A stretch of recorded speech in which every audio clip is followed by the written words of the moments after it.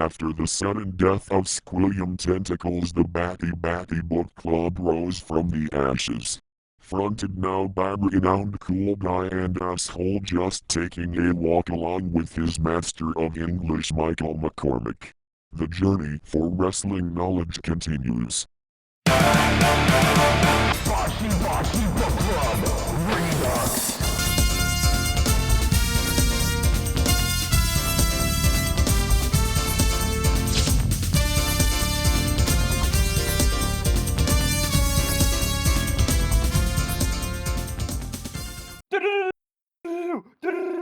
We are so back, baby. We are so back. I'm rearing. I'm excited. My name is Just Taking a Walk. You've been missing this podcast. We are the Bati-Bati Book Club Redux. I know you've all been waiting. You've been rearing. When is the podcast coming back? Sadly, we had to kill one of our members. I did it personally because I hate that guy. Um, and I decided to bring in a guy that is cool and awesome. My main man, Michael McCormick. Michael McCormick, what are you? What are you doing? I am your poet laureate. That's Oh, what I fuck. am. Oh, Fuck fuck, you. The I gimmick forgot will you're- get over. Fuck, Yes, my maybe name is maybe I might Michael have to kill McCormick. you. I am your poet laureate, and it is both an honor and a privilege to be here, Walk. Thank you for inviting me onto your sacred show. Absolutely. It is my pleasure. How so I guess we should go into the real background. If you've been watching any of Squill stuff, you would know that Wrestling with the Narrative has gone on permanent hiatus. Either retirement or hiatus. The fact that he did a goodbye video indicates retirement, but it is the show must go on, as they say. Um, and I have taken the helm, and I could only think of one person that I would want to do this journey with, as my co-host. One Michael McCormick. Michael, how would people know you? Uh, if I sent this to you because you are my friend or family, you would know me. Yes. If you've watched any of Squill's stuff, you might have seen me in the comments saying something asinine.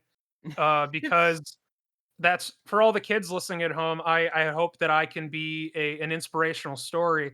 Because so long as you say your prayers, take your vegetables, and let two guys live in your walls, you too may be able to parasocially infiltrate your favorite podcast. That's right. Um, Michael Michael's kind of like the most influential commenter of all time, I would think. He was a guy that I saw on a lot of the early episodes, and I was like, "That's we have a frequent commenter." And I think me and Squill talked about it. We were like, "Okay, there's at least one person that watches this show, that actually comments, likes, and subscribes. Hit that notification button." That's right. Um, and I yeah, I guess it was kind of like a cosmic crossing that me and Michael became friends. We Mhm. basically have like weirdly we've crossed every fandom. I think I've ran into Michael on different YouTube videos Yeah, on like multiple occasions. ones you wouldn't expect. No, it's quite bizarre how like cosmic our crossing is. Um, this is off of that topic though. The podcast is evolving. New name, kind of. Um, well, we are changing the mission statement of the show. Uh, Michael, how would you describe the mission statement now? I would say that it comes back to your ultimate reason for inviting me onto the podcast, aside from being a guy that you know with terrible time management skills and therefore will always be available to record, but because you know that I, like you, am a great believer in education, and really that's what it's all about, and that's what this podcast is all about. But you have grown as a wrestling fan, and now that Squill has passed the baton onto you by falling into a vat of sulfuric acid, you Ever since two that's me. have now become, the teacher, and have taken it upon yourself to further hone your skills and expand your knowledge base, and to become, as you refer to it, the smartest mark. And you've invited me along the way to join you on this journey. Yes, that is the plan. We are going to be going into the good, which is kind of the issue with the old show, is that we talked about too much good wrestling. Um, and I think that my sadly dearly departed friend, um, who is so sadly dead, um, he likes to watch good wrestling. What a More mark. what a guy, what a jackass. Watching all that good wrestling, you and I have deemed the idea of eating your vegetables. Um, is how we describe a lot of our watching wrestling habits. We'll often watch like critically lauded, time-tested matches. Things like I think one time we watched 6-3. Oh fuck! I'm gonna sound like such a chump. I don't. Is it 6-3-93? The Yeah. Masawa Kawada. Uh, and I Yes. think immediately after we watched Big Show versus Kane. At the excited. We can't talk about that guy here. Um, um, Big Show versus Kane. Catch as catch can classic. Man, I fucking hate that match. I fucking hate that match so much. But we kind of see it as a way to balance the force. If there is to be good, there must be bad. And we're gonna talk about some fucking bullshit on Redux.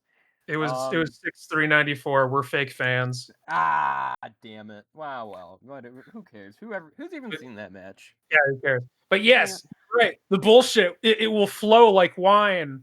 And because I think that that might have been the downfall of Squill, is that he forgot where he came from. The videos about Bob Sapp. It's Uh, some you know, bullshit. Eddie Kingston and Chris Hero, Kazushi Sakuraba. Pfft, Boo, fuck that. boo. Although I guess, as far as this mission statement goes, we have kind of buried the lead a little bit, because most of these matches are in fact quite good. However, I think that there is at the very least one very stinky, one very nutritious vegetable in our smorgasbord today that I believe will act as a good christening to this new mission statement. Oh, there's some bullshit in here. There's some bullshit. That is some bullshit. I'm so scared. I um wow, yeah, that one's bad. Um so I guess a thing we should add to the format is that for the most part the choice of episodes between me and Squill was very how you say it was a group project. We kind of both decided on what we were doing next. I thought it'd be more interesting if we if it made it a surprise. We would surprise each other with what the next episode would be. Today is a Michael episode, Mm, that's and right. I think I think that's enough of the mission statement. The plan is to become the smartest marks. Let's get into the episode. Michael, who are we talking about? We are talking about a creature who is very near and dear to Oh, my heart. A man who I fell in love with the moment I saw Kensuke Sasaki attempt to collapse his windpipe in front of his darling wife. mm-hmm. The killing machine, the damn bad bull, motherfucking Sasquatch, Takashi Sugiura. One of his nicknames is Killing Machine? Yes, he's the killing machine. That's fucking insane. Right? That's an insane Everything about nickname. this guy is fucking insane. The more you learn about him, the more like consumed by fear and admiration you become. Because I you like sorry, after you. I know nothing for the most part about Takashi Sugiura. Aside from your frequent sending of the matches, I'll like look at him and I'm like, wow, this Takashi Sugiura guy is like I've seen a couple of his matches. Um I can't name any of them off the top of my head. That would be helpful. But I've seen his stuff before, and I thought he was okay. But that was mostly like older Takashi Sugiura.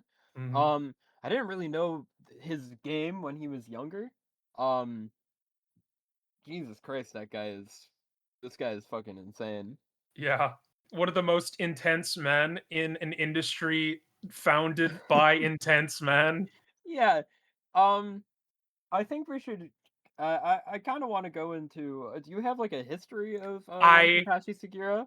I thought you would never ask. Oh, thank God. So, Takashi Sugiura first became a fan of professional wrestling after watching the first Tiger Mask, Satoru Sayama, on TV in the 5th grade. And he always wanted to get into wrestling and all of that. But his elementary and middle school didn't have it, so he decided to go for soccer instead. But when he went into high school, then he decided that was the time to do like wrestling and shit like that. Right. Uh, but ultimately, that would not be his first professional calling because that would be the fucking military. Wait, This what? guy, this guy signed up for the Japanese Self Defense Force. Oh, he's an actual killing machine. Yes, Oh, and wait, like does he have confirmed kills? I don't know. Do you think they Shit. post this shit? But no, yeah, Maybe, I don't like, know. but yeah, like he joined the military for a while. He would like practice for the Japanese like Olympic team, and Yeah. he would just barely miss out on making you know like enough points to qualify for the Sydney Olympics.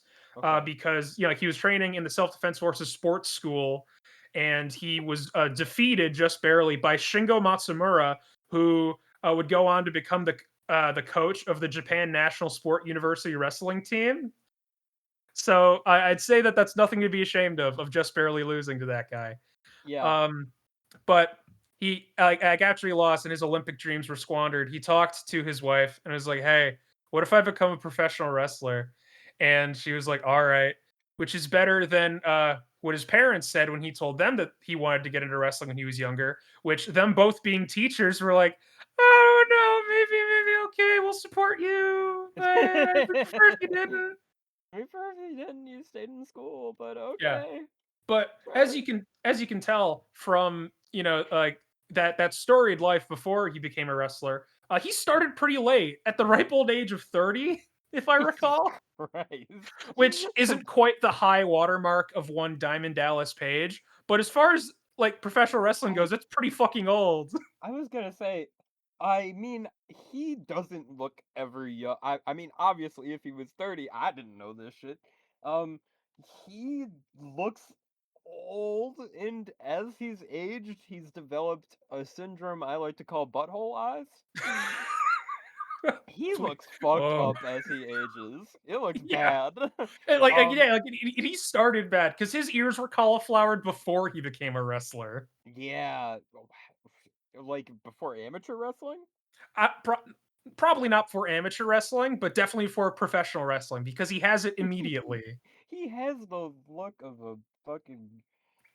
Yeah, Oh, he is but like oh, if I to do you want to do like a character analysis ahead of time of like I think I do because I think there's more to his backstory that I can include that will be very informative. I think about his character okay, is that he is one of the first generation of students who was trained in all Japan but left with the Noah Exodus. You know, it okay, was him, it was Kenta, it was Marufuji, it was a bunch of them, and really, and like and like in them, I like to christen them as Noah's junior like four pillars. You know, there's Kenta, there's Marufuji, there's Sugiura, and there's Yoshinobu Kanemaru. mm-hmm. And and so and to make that corollary, each of them kind of has their own like pillar who represents them, except Kanemaru because Kawada didn't have one because he Yeah, didn't join the rest of the club, he and so doesn't look Kanemaru good. is just kind of like an enigma. But and so and we have Kenta who is obviously the son of Kenta Kobashi. They both have the same name and everything. It's great. It's great. Uh, Marufuji had Misawa because they both have the same kind of wrestling autist personality. Takashi Sugiura Mm-hmm. was the errand boy and mentee of Akira Taue. Which Like is this It's just like if you know anything about Akira Tao's general like goings on is frightening because it's kind of the same thing that Kenta Kobashi had going on with Giant Baba, where he just kind of loaf him around and like do things for him, and the whole time Giant Baba's like, "You should quit right now. You fucking suck. Cut this out." You should Which kill Kobashi, yourself now. yes, which Kobashi, being the giant golden retriever that he is, thought was just Baba trying to psych him out. It was in fact making him spiritually stronger or whatever. He And was. so I can imagine that the same thing happened to Sugiura, where he just follow around Akira Taue doing typical Akira Taue things like uprooting whole tree trunks and smelling the blood of a Christian man or whatever, Yeah, and for just be sure. like, yes, this is the masculine figure that I need in my life. And it only gets better because guess who Sugiura was primarily trained by? I have no idea. Tamon Honda Oh. and Yoshihiro Takayama. Oh. In He is. fact, He is a no, lineage of giants. yes, it was really like rigged from the start. But and I have a grand unifying theory about the Noah school and Takayama, because you go back to like the four pillars of heaven, right? Like Right. the four heavenly kings. They there are the two good guys and there are the two bad guys, like to in the broadest possible strokes, and they kind of work on a gradient. Where you Yeah. have on the one end of maximum heroism, you have Kenta Kobashi, who's never turned heel. Then you have Mike Misawa, who similarly never turned heel, but has the kind of stoic type of heroism, but that can be kind of off-pitting. Then Right. there's Kawada, who is like corrupted by jealousy his entire career. And there's Akira Taue, who's just a great big fucking bully. He's just a jackass. Yeah. In in contrast, I think each of the Noah four pillars, being Kenta, Marufuji, Segura, and Kanemaru, each have an element of bastardom to them. Like they Yeah. are just as heroic as they are dastardly, and it makes them very interesting people to follow. And I'll get more into that later. Because like of all of them, the least heelish of all of them is Marufuji, which is fucked up because that guy wrestles like a Rick and Morty meme. Third. I've seen him cheat crazy style also. It's the Hulk Hogan school of being a face where you poke people in the eyes. That's right.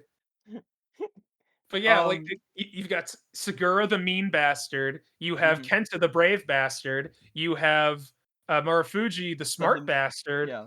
the hipster bastard, and you have Kanemaru the sneaky bastard. It's like Hogwarts houses, but less Of transphobic. course. Yeah. And man, fucking Segura is a mean bastard. He has the I don't think he has ever backed down from a challenge. Uh Throughout the entire watching of these matches, he consistently is just like, "Oh, you want to try me in this domain? I'm going to beat the shit out of you in it." Um and he has just a very he jumps to wanting to beat the piss out of people the most out of a group of guys that just love to beat the piss out of each other. That's right. And it's all thanks to the corruptive influences of Takayama.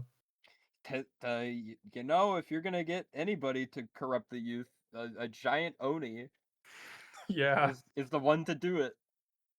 There's this match they have. I forget the date, but I should remember it because it's one of my favorite matches. Just because the one time that I watched it while out of my mind on the evil chocolate edibles from the res, and I like was peering through my fingers. I was so invested. But there was a moment where Takayama's looking through like the curtains at all of his evil children as they collectively like hurt each other, and he just nods sagely. He's so evil. he's he's just this giant pillar of violence. It's ridiculous. More on him to come. More on him to come.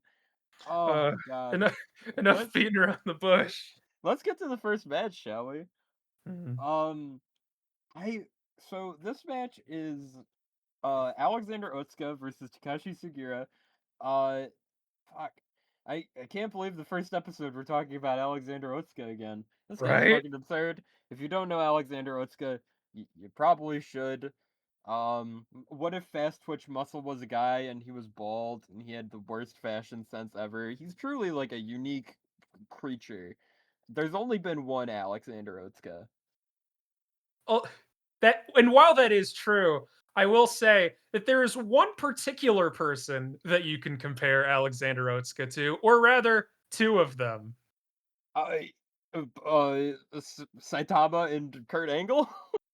Kurt Angle and Takashi Sugiura. I guess, yeah, I could totally see that. Because this match took place at the second ever 0-1 show, I believe. Truth Century Creation 2 They just in name it shit, whatever. yeah, right. On April 18th, 2001 in the Nippon Budokan, brother.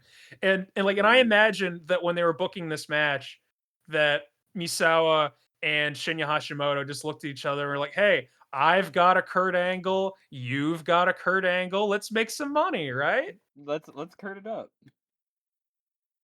Forgive me And if I'm talking too much. no, you're fine. We, I what song does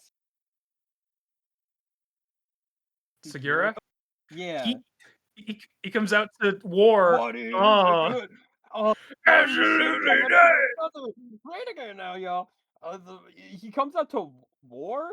Yeah, I like for now, like this isn't even the only like English rock song, like English language rock song he comes out to, Did I because like miss it? Did I miss ones where he came uh, out to something else? well, oh yeah, because like I think the other ones like they cut the entrances. I forget what he came into in the third match we'll be talking about, and I don't think they filmed the entrance for the second match we're going to talk about. Yeah. But in the third one, after he wins, we hear the entrance music he's most associated with being "When Love Comes to Town" by U2. It's fucking so funny. And if there's a song like another song that he like came out to for a while, "Fell in Love with a Girl" by the White Stripes, that you may recall from Watch Mojo's number 7 on the top 10 What the list fuck? of animated music videos from 2014. This is a very deep pull. There's going to be someone. What are you who praises talking it. about? I can't believe you're pulling out Watch Mojo on the first episode, you crazy son of a I am bitch. coming out strong. You are whipping your dick out and showing me your mojo. Okay. Oh, But yeah, alright. match So, good. Match good. match good. So the match is more grounded than a lot of the other matches we have on for tonight. But it kind of shows the in-ring talent of Takashi Sugiura and Alexander Otsuka. Sugiura does a great job of his expressing himself in his ground game. He hates losing a battle at all times, and that is pretty bad for like ground, like grappling in general. Because he kind of just wants to stand up the whole time, but he also doesn't want to like admit defeat that he can't do ground grappling. So he just will like stand if he's got if Otsuka tries to go for like a backpack or something, he just like tries to stand up out of it and make Otsuka look stupid. Yeah, there's so many moments, like little bespoke moments where he'll just be standing there as Otsuka is like wrapped around his leg like a fucking three-toed sloth, like just like with a look of utter bemusement on his face. Yeah. Otsuka the whole match as well expresses himself by doing absurd freak athletic like it doesn't look like a lot in this match, but he is like inverting. He's trying to get as technical as possible. There's a part in the match where he does like a back roll into a heel hook attempt, Mhm. or a leg lock of some sort, and it's just like just that like freaky athleticism that comes with Alexander Utska.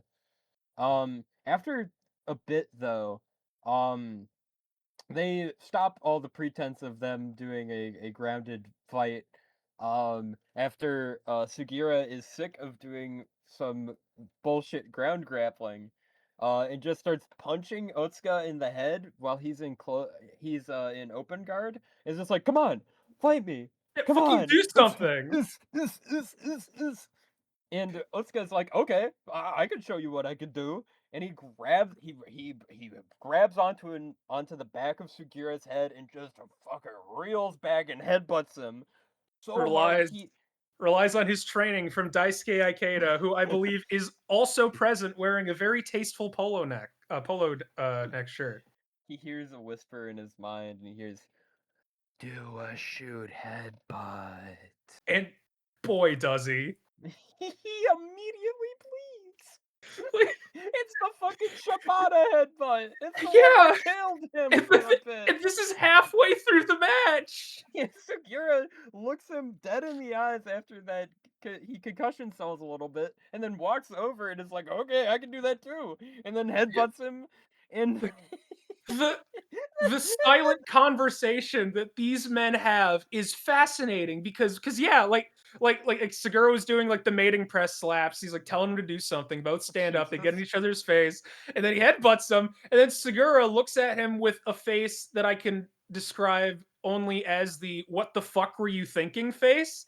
And Otsuka immediately smiles back at him with blood streaming down his face like a toddler who is caught like So hands cool. deep in some chocolate cake. Yeah, yeah, that is that expression. Um, and they hit the iconic Sugiura spot, which is uh throwing as many strikes at each other as humanly possible until one of you falls down.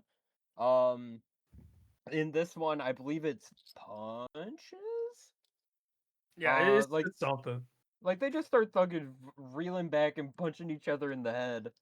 Um, and after that, like the exchange, I think Otsuka gets a German off.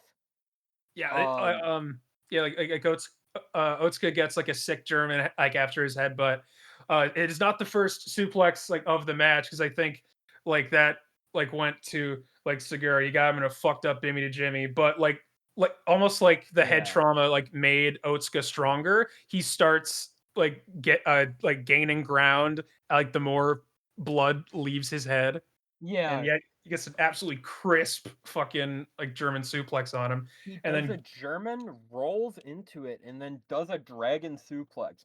I've never seen that shit before. He does like it's kind of like a chimeraplex, where you mhm. do like a German into a dragon into a tiger suplex, I think is what it is. Yeah. Um, but he just rolls into it, which I've never seen before, and that's fucking insane. And then after that, um, I think that's when Sugira's like just had enough, and he just starts going for just just muscles up Yeah. Otsuka and just does three uh gut wrench suplexes. Yeah, you just start spamming gut wrenches on this guy. He doesn't let go.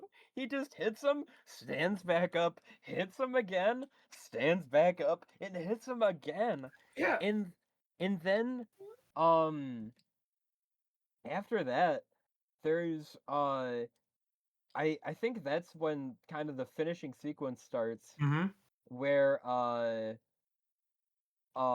think is that Yeah, before this or is after Sugiura does his kick? all right. I think it's before because after the gut wrench sequence is like as soon as Otsuka gets back on his feet, Segura fucking plows him down with a spear. Yeah, And it was a good one too. yeah, and like and you can tell that like Otsuka like was starting to feel it because when Segura goes for a second one, Otsuka defaults to his pride fighting technique of pulling Gilly and hoping for the best. I sure hope nothing bad happens. And And Sugiura just fucking wrenches himself out of it. Because sadly Otsuka was not particularly good at MMA. oh, He tries to get an armbar. He manages to escape out of that, but Otsuka knows how to transition into a big old Kimura. mm-hmm. And very bizarrely, Sugiura taps. Yes, which like it feels weird whenever I see it. Mm-hmm. Like And I gotta say though, it like he really Otsuka really put Sugiura over in that tapping out because you really feel like he stole it from him. Like Sugiura was about to go for another gut wrench, but then he was like Right. caught in like a toe hold by Otsuka, and then as they're like rolling around, yeah, like he clamps on the Kimura, and Sugiura just has nowhere to go, and Mhm. he my notes say, never mind, I give up. I can't explain that. I can't No, you explain. can't. Don't try. Okay. Because it is a very half-assed tap out. It's not like, I'm in pain. Get this man off of It me. is a It's like he's very think, Charlie Brown ass yeah, like tap out. he thinks about it. He's like, I'm not going anywhere, and he just literally like taps the mat twice, and the match is over. Great match. Um, do you have any more notes about it? Really good.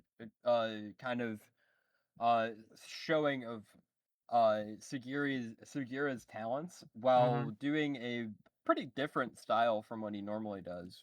Oh yeah, yeah. It's like they're really like putting him over. Because like I don't speak a lick of Japanese, but like he walks away and Otsuka like in the post match gets the mic and he talks to Misawa. I heard the name Misawa and I don't know what he said after that, but it's probably something to the tune of like, "Hey, your guy's pretty good." Pretty good. Because I want you to guess just how long into Takashi Sugiura's in-ring career this match was. I 2 years? Try 4 months. What the fuck? He debuted in December of 2000 in a 6-man match with Masao Inoue and God, I don't remember the rest. But yeah, like straight up. And then it is currently like April like 18th. It is 4 months into his professional wrestling career and 3 months into my life. And he's That already such a complete worker. that's just maybe that's absurd. That's absurd. That's messed up. That's messed up that he can just do that 4 months in. Right? It's so absurd that we neglected to mention another very important piece of Takashi Sugiura's character, Oh my his god. baboon ass trunks. Oh yeah, the baboon ass trunks. So there's a period of time where Michael's profile picture was these baboon ass trunks. Allegedly that's the Sasquatch thing, right? That is partly why I think of him as the Sasquatch. That and because he just has an enormous muscle-bound frame and a giant rectangular He cinder has, block head. he's got a real melon on him, I tell you. And there are like little like touches that he has like in his matches that contribute to this sort of like primate fighting style because like you said, like him just like never letting well enough alone, like he Hmm. will meet every struggle head on. But there's a spot he also likes to do that tragically does not appear in any of the matches we've seen. Oh really? For those of you at home who want to go after it, it happens for instance in his title defense against his simian brother Togi Makabe. But like it like during the international like rope running spot, instead of running to the ropes, he'll just run to the corner and then like wait for his opponent to get in the middle and look where he was, and then get him with a yakuza kick. Oh, that's really cool. Yeah, like the way I think of it is that it's like he's like an unfrozen caveman, and he doesn't know that he's not supposed to do that. He doesn't understand the international spot. Yeah, it's pretty great. But That yes, is there's much about him that makes him the missing link between us and Gigantopithecus. he's a fucking absurd looking human. You gotta as he ages, the mustache does not help for the record. Mhm. As he ages, he does look more Sasquatchian as time goes on. Um, he he is for the record is like Alexander Otsuka giant. I probably shouldn't reveal it off the. You know what? He's the next match. We watched a Pride fight. Takashi Sugiura versus Giant Silva in a realm of Giant Silvas and Otsukas. But Takashi Sugiura, take a bow. You are the smacked ass of the night. You hate to see Sasquatch on Sasquatch violence. It brings a tear to my eye. God. Okay, we're gonna. So we watched a pride fighting match. Pride Fighting Championships. If you are unfamiliar, you should be familiar.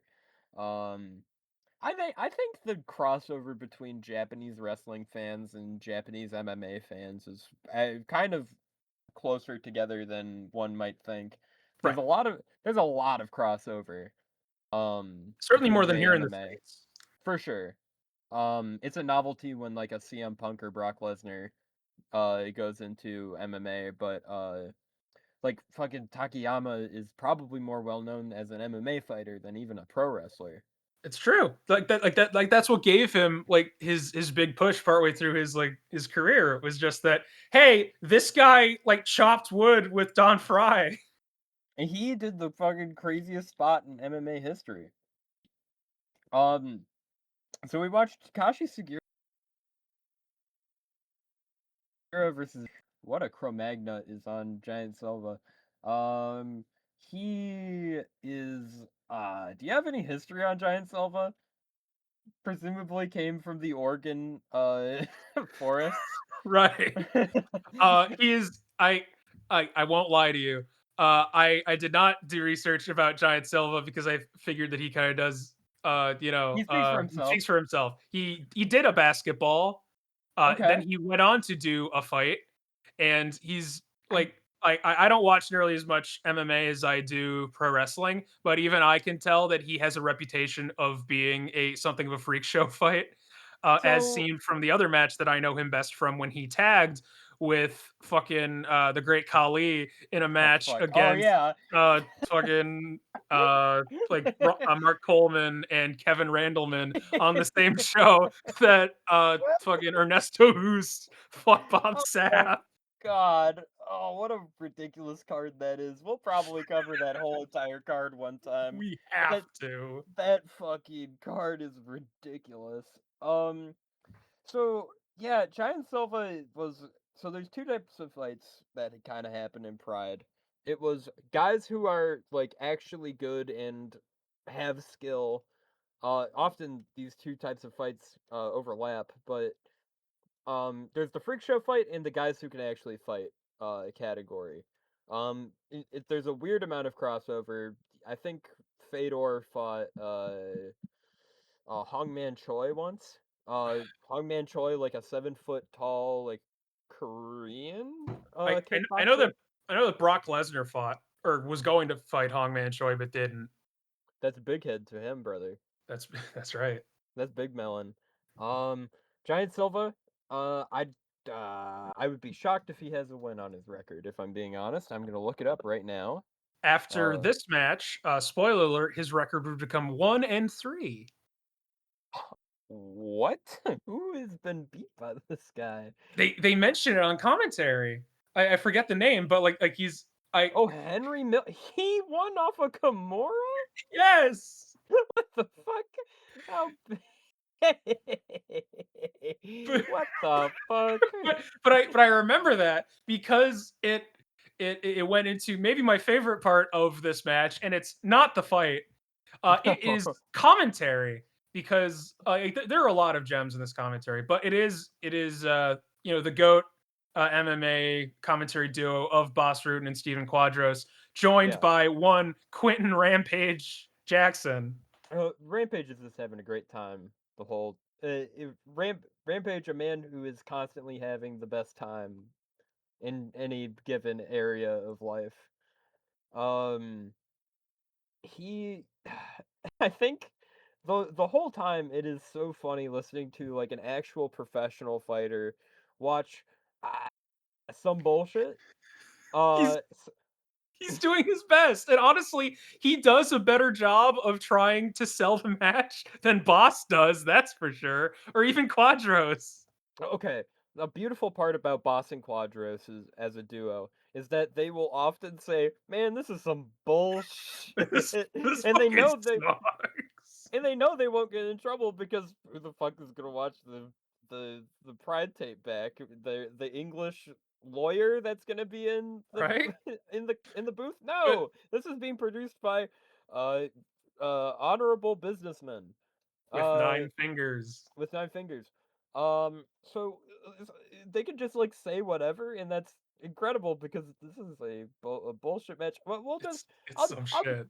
I'll just I can surmise it in I'll try 8 words or less. Big man fall down. Punch face. Japan wins. Yeah. It is really that simple. Giant Silva is terrified to stand up.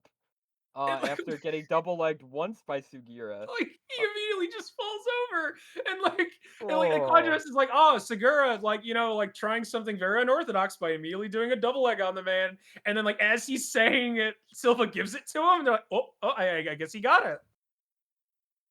And like is in part, doomed.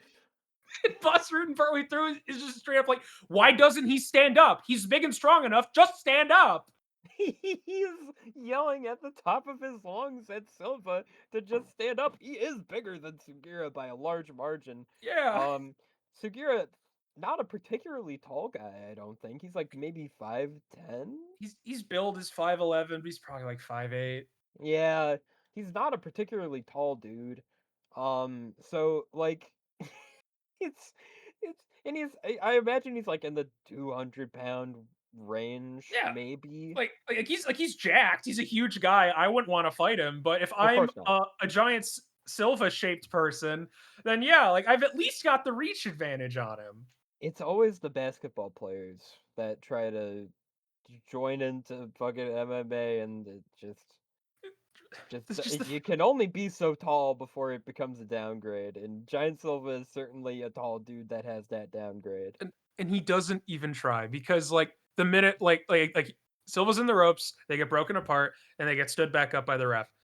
Immediately, Silva gets on his back and shows his belly like a submissive dog. It's so funny. Like he just lies down for the man. Wait, no, hang on. I know what you're talking about. They wait.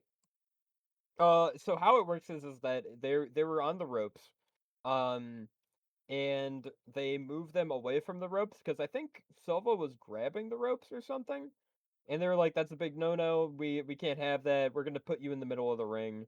Right. Um, so there is a reason why he immediately flops over like a submissive dog and just shows him his dignity. Um, Sugiura tries to invent a new submission in this match, which is pretty cool. It's a head and arm choke the long way. To Um, to quote Boss Rutan, he's going to try for a side choke, I guess, or something. He should try the other arm. he tried the other arm. He would get something. He would get something going. In fact, he probably would have finished the submission. But Sugiura is fucking trying his best to crank on a giant man's neck. You His gotta hand neck it is to bigger him. than his arms. Ugh. So you see the patented giant Silva Kimura try to rear its ugly head, um, in a in one of the um like sequences where he is like trying to stuff his arm into Sugiura's, but Sugiura is just like, man, fuck this, and just starts punching the fuck out of Giant Yeah, Silva it's in his Cro-Magnon. absolutely clocking the man. He just starts clobbering him, and then the ref is like, all right, I guess it's done. That's the match over. And uh that's the fight. but but like as I alluded to before, the real cream of this match is not the fight because the Of course. fight sucks. You knew that. Yeah. It is the commentary, and we're off to the races immediately with like Rampage again doing his damnedest to try to put over these guys like a real professional. And his first words out the rap are, look how big his feet are. What if he just kicks some dude in the ass? He'd be in the front row. Very Rampage compliment there. And then they keep talking and they mention that like the one guy that Silva was able to beat, and in particular they mentioned that he was a black sumo wrestler, and Raymond Jackson's like, yeah, he's a black sumo, you gotta support the black sumo. And then Stephen Quadras says, God. and I quote, yeah, you gotta support the black man, it's all about the cheddar. In hindsight, it was probably a good idea that we didn't record this on Juneteenth. It is a happy Father's Day, by the way. Happy Father's Day. Thank God. What an Quadros. Stephen Buddy. Quadras is Buddy, this is recorded. right, like you gotta try at least a little bit. Buddy. Here is Stephen Quadras, in fact, is the person that I had mentioned to you in our private messages, the guy that I was doing research on, because I realized that I recognized him, but not from MMA, from his acting career. What? He has an acting career? Yes, he's been in a lot of like cult horror movies, including Demon Wind, Shock 'em Dead, Auntie Lee's Meat Pies, and like in a couple, he's like a side character in a few Cynthia Rothrock martial arts movies.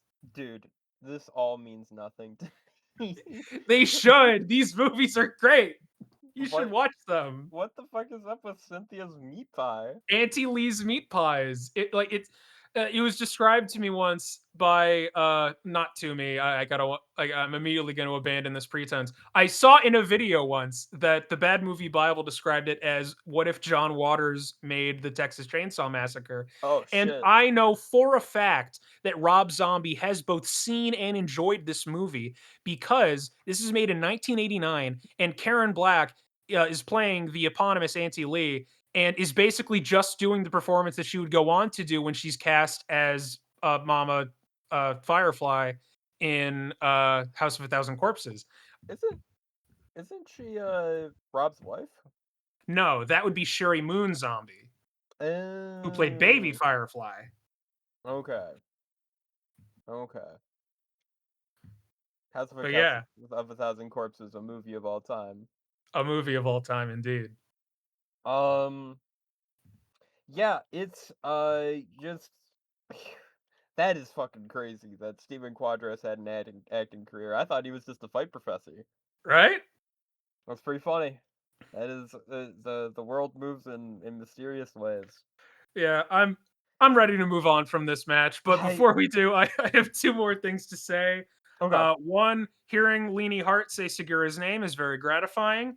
And two, the last bit of commentary I would like to draw attention to was Rampage, like when they're talking about like, oh, like Silva comes in here and he's still like a rookie, like MMA, it could take years to to perfect your craft. And seconds before the ref stops the fight because Sugiura's kicking his ass too hard, Rampage says that he'll be good in a little bit. He would not. He would not be good in a little bit. He would be bad in a long bit. Yes. Let's change gears into Kenta versus Takashi Sugiura.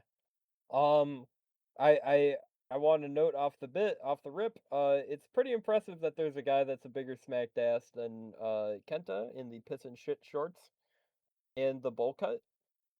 Hey, this is how I envision Kenta when I think of him. This is like him at the peak of his powers as far as I'm concerned. This is how I envision him too. He is also, his color palette is insane of the piss and shit shorts.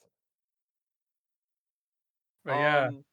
This match is pretty sweet. Mm-hmm. It is a it's a 30-minute match, which makes sense. It's for the GHC junior heavyweight title. That's right.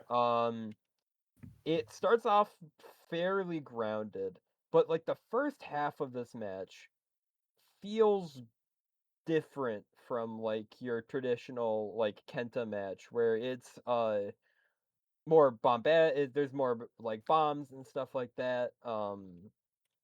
It is very strike focused to start Mhm. off with. Yeah. Like a notable spot at the beginning is Kenta kicking Sugiura on the outside so hard he flips over the the rail, which I thought was a really funny spot. Oh yeah. Um, there is also I think an important part about this match is that no matter what domain it goes to, Sugiura is always trying to one up Kenta. Yeah. Um, in the kicking, Sugiura is trying to one up Kenta. Bad move, by the way. Like, you got to admit though, he really Kenta does his is trying damnedest. to one up and on the ground. He does. He is putting the boots to Kenta pretty early. There's a crazy spot in the middle. Um where I think it's uh yeah, so they're on the like outside apron. They're punching, they're kicking, um, and they just knock both of each other off of the side and just eat all sorts of shit. I don't Yeah. know if that was intended. Um, Hard to say really with these but guys. it's pretty sweet. And then they immediately get back up and go back to the apron, and I I don't know what this move is. It's a DDT, but it kind of also looks like a spine buster onto Kenta, and Yeah. it just looks painful. Fucking gnarly. It's like, yeah, did I write it down? But no, yeah, he does. Is it the bridging, fucking like shoulder breaker? No, not shoulder breaker. Like this, whatever. But Spine yeah, like, buster. spine buster. Yes, like they do some like fucking evil shit on the apron, like all It throughout the match. it looks bad. It looks Yeah, really bad to take.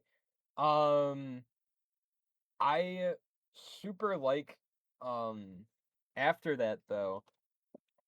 After that disgusting bump, uh the the match kind of devolves into major like bomb throw offs, but they're always doing like the same move back at each other.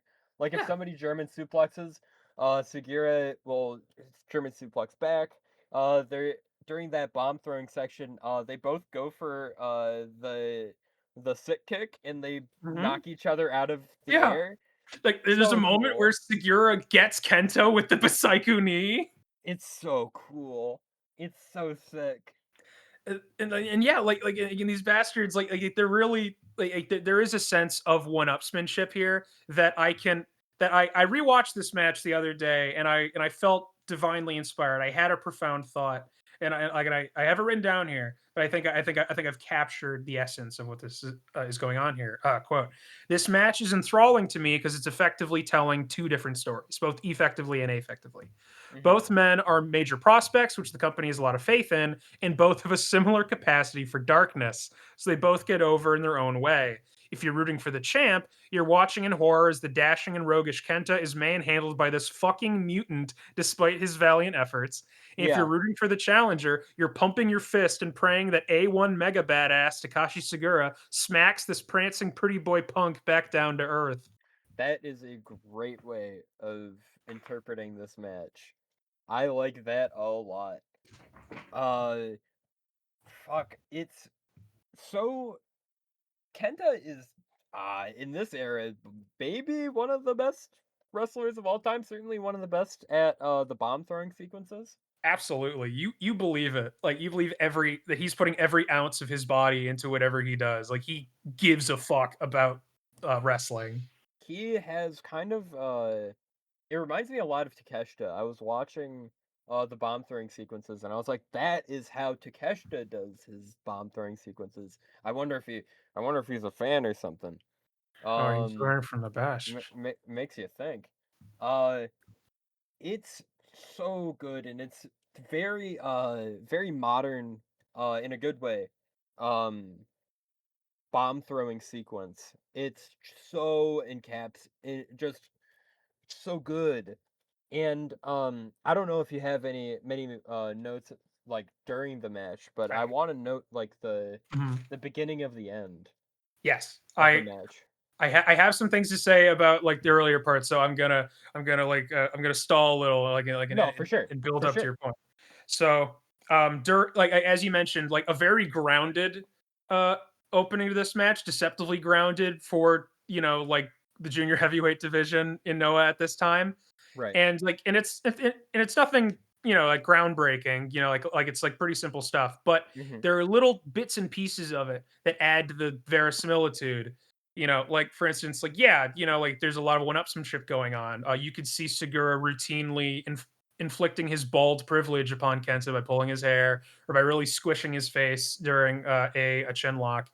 Right. um, but like a particular point that I like is that Segura really puts over his own breathing during the rest holds. Like he's coughing Yeah. and sputtering like during like the side headlocks and stuff, which is then built upon later when Kenta during a strike exchange spitefully plucks him in the throat to further He cut off does. his breathing. He does do that. He like just quickly hits up. Yeah. And Segura's like, fuck. Yeah, because It's like I so. mean, you sorry after you. I was gonna say it's just so good. It's that roguish, almost heel, but you love to see him sort of energy. That's great about Kenta. Yeah, and that roguishness will go on to be his undoing because like while technically like there's never really a point in this match where Kenta can't like you can't see him pulling it through. Like he's like like, doing a good job defending himself at every part of this. But Hmm. like the beginning of the end starts during like when they just start giving up pretenses and start slapping each other, which like Yeah. these guys slaps are fucking awesome. And So good. Segura gets the better of it, which is impressive because of how brutal a slap merchant Kenta is. But he fucking just smacks him on the jaw, and Kenta has to roll out. Hmm. And at this time, and he nearly has him. Like Kenta's about to get fucking Olympic slammed onto the apron, only to then be caught in an apron DDT that absolutely fucking spikes Segura Yeah. like moments before like the frame where you decide you needed to pause the match and tell me how fucked up this guy's face looks. Yeah, he looks fucked up. It is if I could pull up the picture, I certainly will. I might even include the image in the description below. Oh my god, it is. He looks like a smacked ass Oh yes. with the damn butthole eyes. The, Um, yeah, no, if you sorry after you.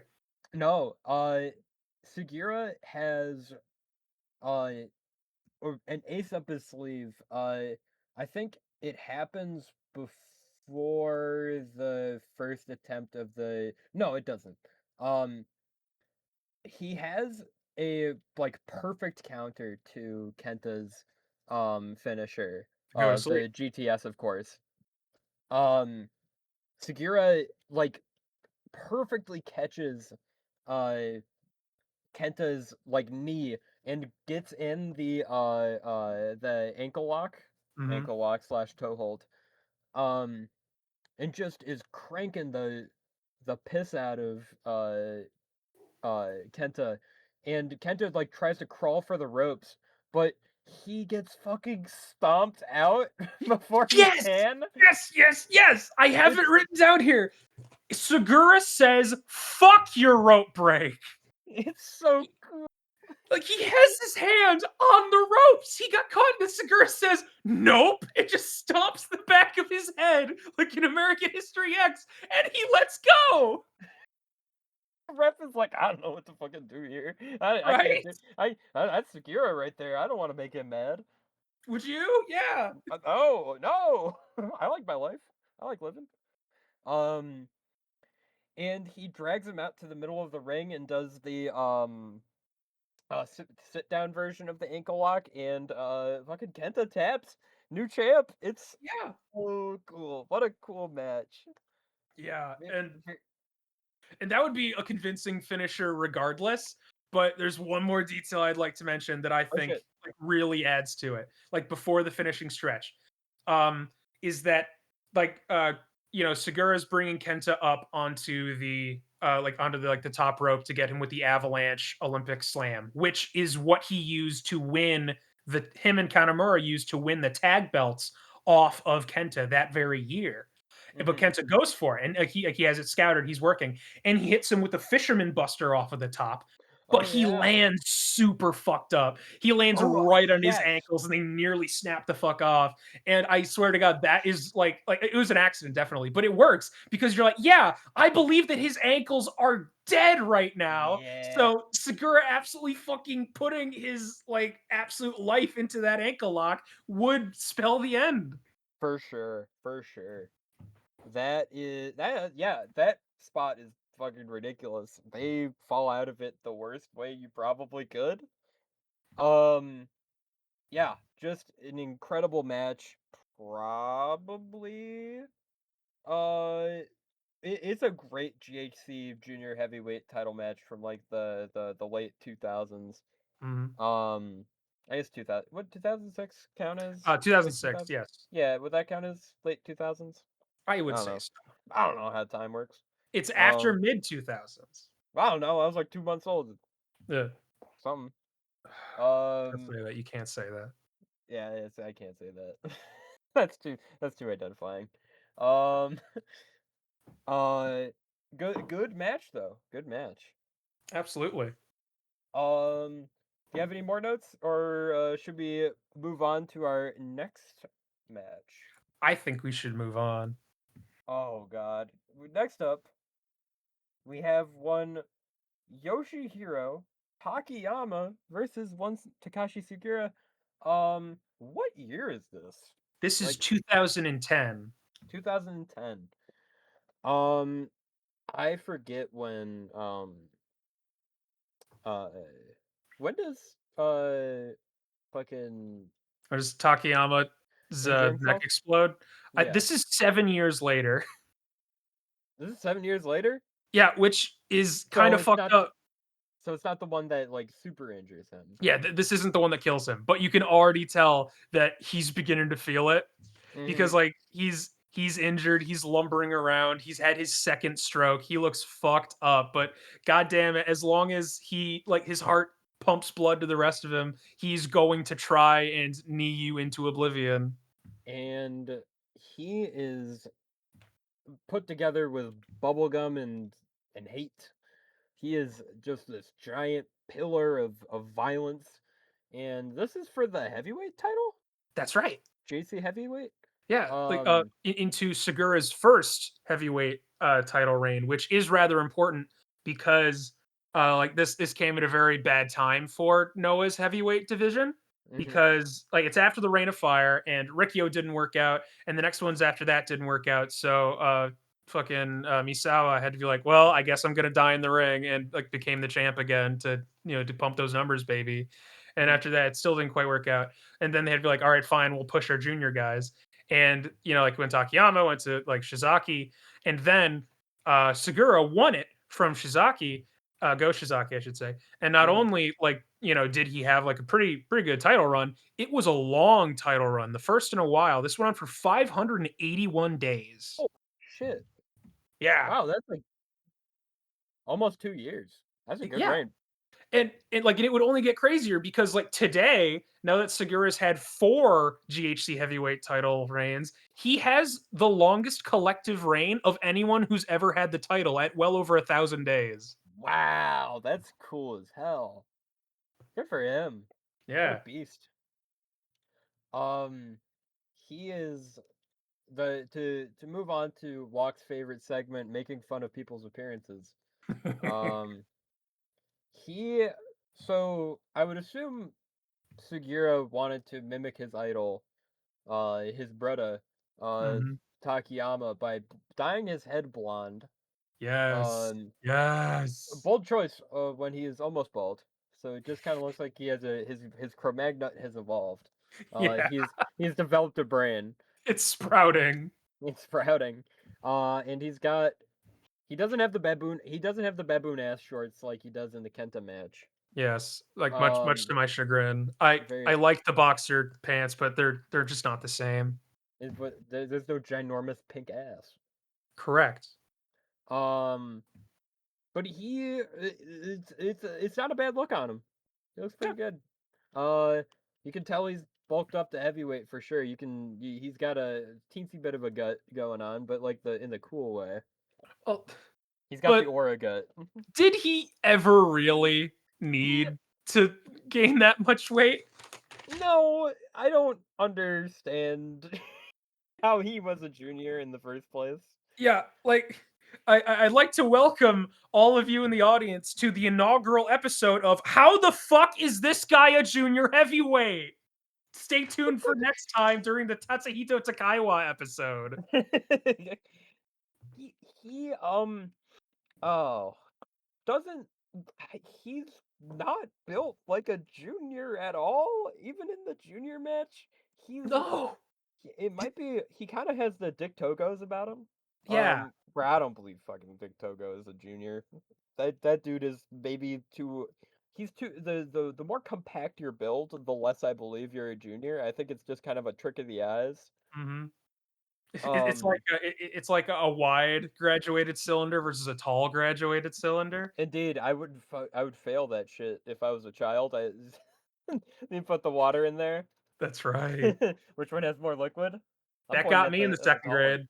grade. That shit gets me today.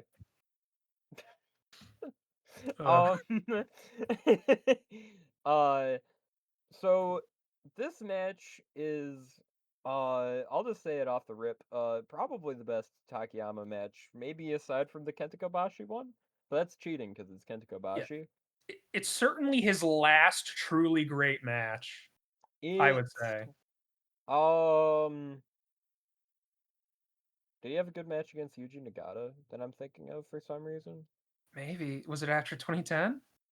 Yes, I think it was New Japan or something. I don't know. Maybe that Uh, match sucked. I don't remember it Look, enough, but I remember this match. And this match is fucking sweet as hell. It is very different from the Kenta Kobashi match. yeah, just licking my fingers thinking about it. It is so meaty and greasy These dudes are beating the dog shit out of each other the whole time. They from the don't jump. they don't let up. There's like the closest thing to a rest spot is like I think Takayama tries to go for a standing guillotine for a little bit, and then Yeah, he's just like, something. ah, fuck it, I'm just gonna start And kicking the shit out of each other. and even then, that standing gilly is probably more for him due to a spot that we will get to later. Yeah, um, just kicking and punching. At a certain point, I think there is a they brawl to the outside, I think 2 minutes in for this Yeah. fight. Because it's not a match, it's a fucking fight No. with this one.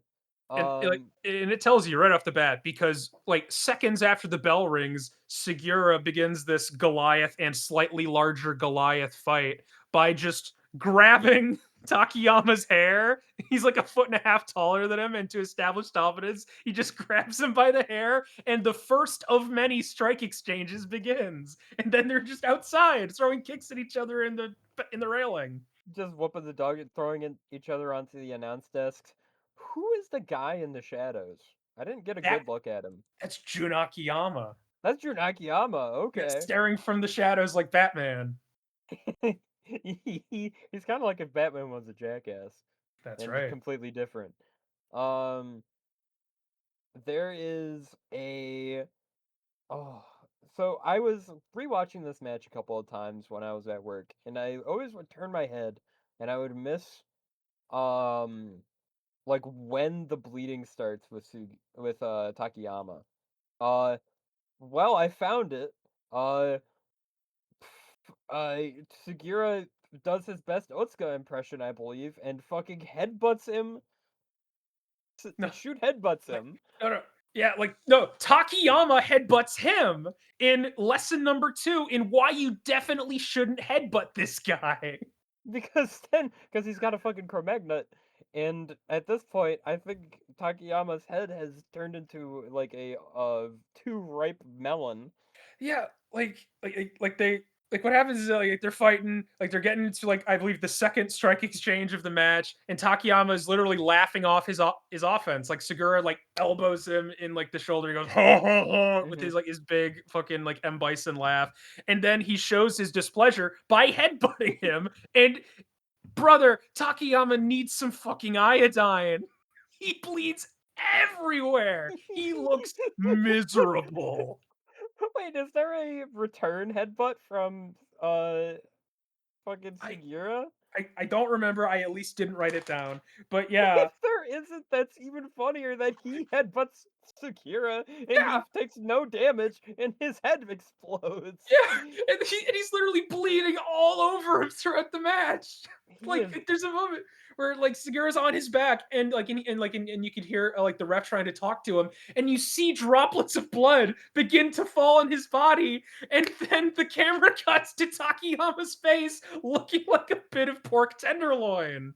he is so gooshin all over the fucking place. He is a hot mess. He looks like you jumped into a giant pool of red dye. It is fucked up. And there's there's a spot that they both do to each other, which is mounted punches.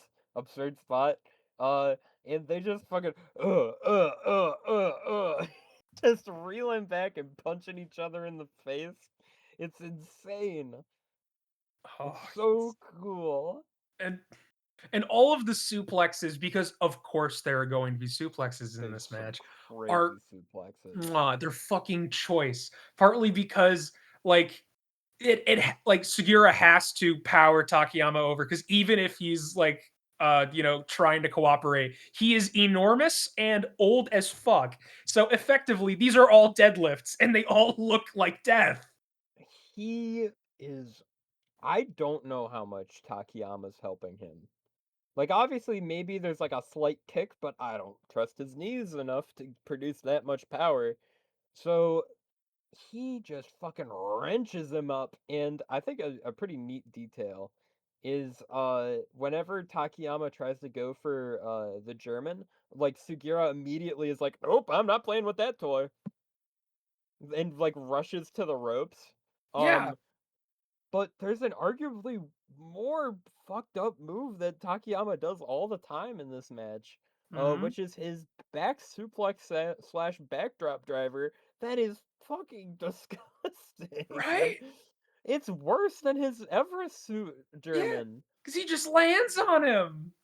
He just fucking, huh, and then it just directly onto his neck. It is disgusting. Yeah, and that effect is even had in the like the Segura suplexes, because like he tries to do his like the little like evil, I call it the evil chaos theory, where he does a dragon suplex, like waits for a 1 count and then flips over and does a German because fuck Hmm. you. Yeah. But he just decides partway through, nope, not worth it, because he hits a dragon suplex on Takayama and like all his weight lands directly on his head. It is it is fucked up. And I think my favorite move of the match might be the last one. Um which is Sugira's got the best Olympic slam in the game because it's basically just a burning hammer minus a step. Yeah. Uh he Olympic slams Sugiura and just fucking dumps him on the back of his head. And it is disgusting. Does he do a second one? Yeah, Segura like he hits one and he's like, "Nope, I'm not letting well enough alone. I'm going to hit a second one on this big dumb bastard because I don't think even the first one worked." And he manages to get the pin. Uh fucking what a great match. Absolutely. Just disgusting. God Uh damn. yeah, and uh before we move on to the next match, because it is relevant, Mhm. uh one of my favorite spots in the match is when Segura pulls out uh one of his moves that he used to do a lot but has done less so these days for reasons that will be explained later. And he like does like it's the turnbuckle suplex. that Oh, absolutely God. fucking folds Takayama like laundry. He just like a sack of blood Yeah. just falls over, and then Sugiura nails him with 2 running knees after that. So cool. But before I would also like to draw some attention to the post match. Did you watch any of that? It's he gets the trophy slash the title, and I think they hug it out Hmm. a little bit at the Yeah, bottom, and I like didn't catch the ending sequence though. nah, don't I worry think about there's it. a promo battle or Yeah, something. like Akiyama comes out, excuse me, and he's like, "Hey, I want that. Give me that. I should have got that." That Um, transcends language. Absolutely. But like before then, like like after Sugiura is hugging and kissing his giant evil father, Takayama gets from behind him and mimes doing a suplex, That's so funny. which Sugiura laughs at. And I mention this because you'd think, based on his in-ring acumen and just general mannerisms, that Takashi Sugiura is a miserable bastard who hasn't smiled since the Bush administration. And yet here he is, like having some fun with a man that he profoundly respects. And And moments ago was trying to kill, that's seemingly. right. And I think that that is a part of Segura's personality. I think is very, like gravely undervalued. And to continue that, I'm going to send you a link that I would like you to read through on air that goes into more Okay. of Segura's just truly charming sense of humor. Okay. It's in the DMs. You should see it very shortly. Okay. This is a good. Oh my god. Uh. Uh. So this is a 2019 article. Called "The Top Times Takashi Sugiura Was Obscene." Warning: the following article contains sexual innuendo and strong language. The Noah animals. Takashi Sugiura was made into a macaque, which was completely naked and had its ass out. All of the other Noah animals were clothed. Sugi was thrilled with it. He said it was true to life as he had no clothes on. That was how he spent 99% of his time backstage. Now Michi Marufuji videos Matsui Inoue eating an ice cream and pausing to look at a passing woman. Sugiura said that he was thinking about women while licking the ice cream. The time the air conditioning broke down on the bus. Because of the late summer heat, Masa Inoue stripped down to his underpants and then got off the bus to stretch his legs. When the bus pulled over to make a truck stop, Sugi photographed him and said, "This park has a lot of perverts." I'm I, oh, this is a There's relatively more. short article. I could keep going. Yes. Um the special breakfast.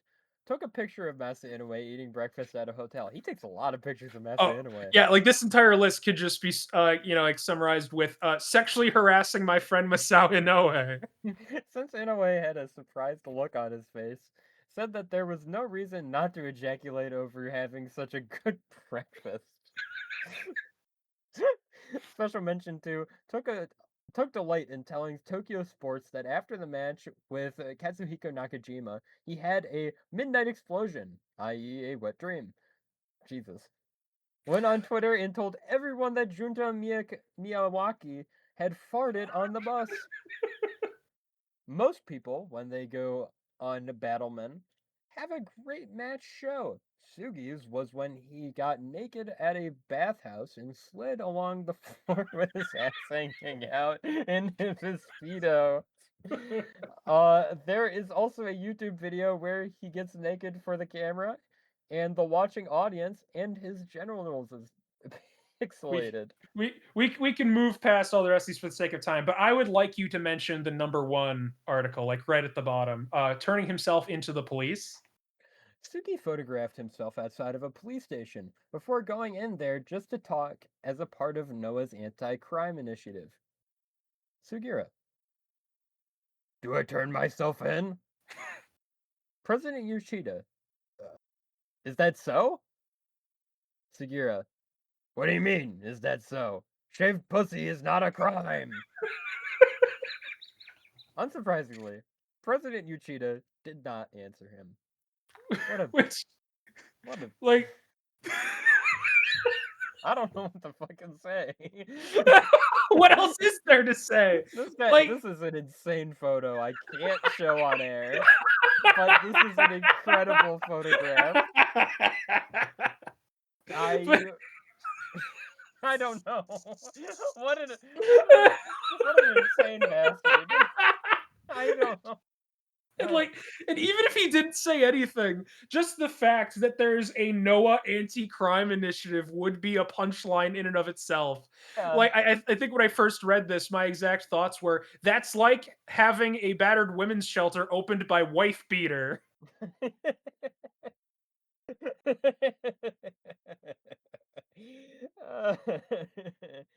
Oh God, what a guy. Oh yeah. Oh shit. It- Uh, I'm gonna Segue! Segue! Takashi Sugiura versus Masato Tanaka. This is probably gonna be the shortest one we talk about. I Yeah. honestly don't have a shitload to say. If you've ever seen a Masato Tanaka match and a Takashi Sugiura match, you know what's gonna happen. This is what year was this? This was, forgive me, my phone's turned off. You good? 2022. 2022. Oh, this is significantly older Sugiura with the mustache Yes. and beard. It does him favors. Mm-hmm. He looks less like a Cro-Magnon and more like just a masculine looking dude. Yeah, he's a guy. Just a guy. He You'll kind of has the fuck. I did an episode about this guy and I can't remember his goddamn name. Which episode? I've seen all of them. You have seen all of them. The one, the last of the dragons guy. Shingo. Shingo. Damn it! I wish I could remember names. The Shingo Takagi's about him with the mustache and beard combo. And the cauliflower ear. And the cauliflower ear. Speaking of cauliflower ear, the walking cauliflower ear Masato Tanaka. He is not. Like he hasn't aged a day, which is weird. Yeah. Because he wrestles like Masato Tanaka. He the match starts off with grappling, which scares me. Uh-huh. Because it's old men grappling. Yes. But I forget that these are two ageless beings. Mhm. So they are moving at the pace that they would if they were in their primes. Yeah. And they trade front headlock spots. Mhm. Like on the ground, I think Sugiura manages to get the advantage, but because he's Takashi Sugiura, almost Olympian. Mhm. But the match establishes its tone very quickly after the obligatory grappling sequence, where Takashi Sugiura, I think it's Sugiura, does a draping crossroads. Yeah, like he does like the draping like twisting neck breaker thingy. Yeah, gross, Mhm. gross move. Um, just fucking, just makes Masato Tanaka eat that off the rip.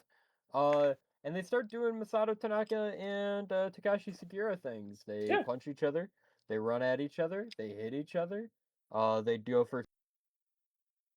Yeah, like there's Don't Sugiura have much more detailed elbows notes about Tanaka's the. leg out of his leg. Yes, he does chop block the fuck out of him. He's on the apron during that, right? That's right. And he makes him teeter over on his ass. How old are these guys at this point? All right. So Sugiura is currently 56 Holy and shit. this was 22, so that's 4 years ago. So 4 years ago. So he's 52. What the Masato fuck? Tanaka is 53, so that's 4 years ago. He was 49. Holy shit. Yeah, right.